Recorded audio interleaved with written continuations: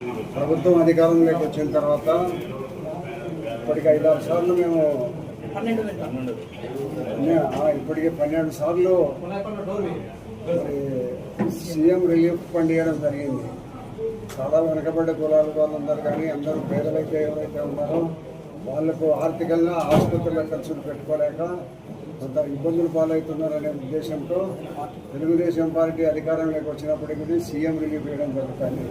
వాళ్ళు ఆసుపత్రులలో చికిత్సలు చేయించుకొని వచ్చిన తర్వాత డిశ్చార్జ్ అయిన తర్వాత డిశ్చార్జ్ సమ్మరీ దాంట్లో ఆసుపత్రుల్లో బిల్లులు తీసుకొని వచ్చేస్తే దాంట్లో కొంత మేరకు దాదాపు సుమారు 50% మేరకు ప్రభుత్వం ఇచ్చి వాళ్ళని ఆదుకోవడం జరుగుతూ ఉంది.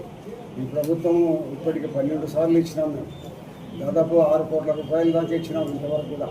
కాబట్టి భవిష్యత్తులో ఇదే ఆనవాయితీ కొనసాగుతుంది. భవిష్యత్తులో ఎవరైనా కూడా ఆర్థిక ఇబ్బందుల్లో ఉంటే వాళ్ళు పెద్ద పెద్ద జబ్బులు వచ్చినప్పుడు ఆసుపత్రుల్లో వాళ్ళు చికిత్సలు చేయించుకొని వచ్చి వాళ్ళ బిల్లులు తీసుకొని వస్తే డిశ్చార్జ్ సమ్మరీ అవన్నీ తీసుకొని వస్తే ప్రతి ఒక్క పేదవానికి సీఎం రిలీఫ్ వేయడం జరుగుతూ ఉంది.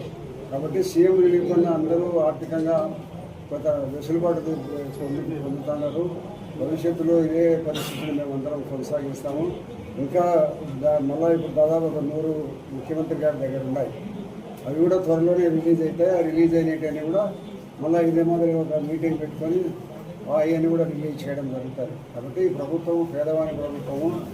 ఆర్థిక ఇబ్బందుల్లో ఉండి వైద్య సహాయం లేని ప్రతి ఒక్కరు కూడా ఏదో వైద్య సహాయం పొందిన వాళ్ళందరికీ కూడా దాదాపు వాళ్ళు ఏదో ఒక 50,000 ఖర్చు పెట్టుకుంటే ఒక 10,000-15,000 రూపాయలు ప్రభుత్వం ఇస్తూ ఉంది. కాబట్టి ఈ ప్రభుత్వాన్ని తెలుగుదేశం పార్టీ అధికారానికి వచ్చిన తర్వాత రాజగూడలో రీప్లేస్మెంట్కు 10 లక్షల రూపాయలు ఇవ్వడం జరిగింది. ఒక్కరికే అభిషేక్ అనే అబ్బాయికి రీప్లేస్మెంట్.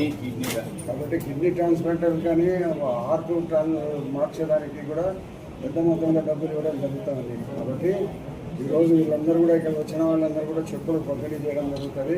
భవిష్యత్తులో ఇదే పరిస్థితిని కొనసాగిస్తామని అందరూ ఎవరైతే ఆర్థిక ఇబ్బందుల్లో ఉన్న వాళ్ళందరూ కూడా మమ్మల్ని కలిసి మాటిస్తే వాళ్ళందరికీ డబ్బులు ఇవ్వడం ముఖ్యమంత్రి గారికి దృష్టి తీసుకొని వారికి ఈ చెక్కుల రూపంగా డబ్బులు ఇవ్వడం జరుగుతుంది.